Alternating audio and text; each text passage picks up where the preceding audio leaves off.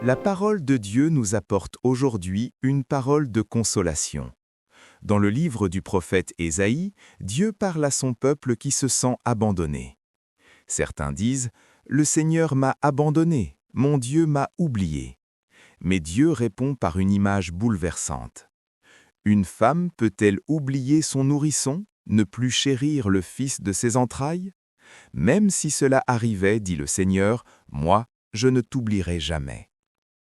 Dans l'Évangile, Jésus révèle une vérité profonde sur sa mission. Face à ceux qui l'accusent, il déclare « Mon Père est toujours à l'œuvre, et moi aussi je suis à l'œuvre ». Jésus révèle qu'il agit en parfaite communion avec le Père. Tout ce que fait le Père, le Fils le fait également. La vie, la miséricorde et le salut viennent de Dieu. Jésus annonce aussi une promesse extraordinaire. Il déclare que ceux qui écoutent sa parole et croient en celui qui l'a envoyé passent de la mort à la vie.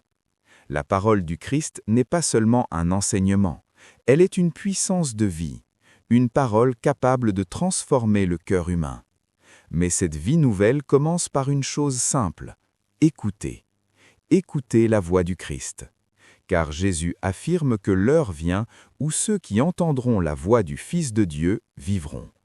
La foi commence lorsque nous ouvrons notre cœur à cette voix.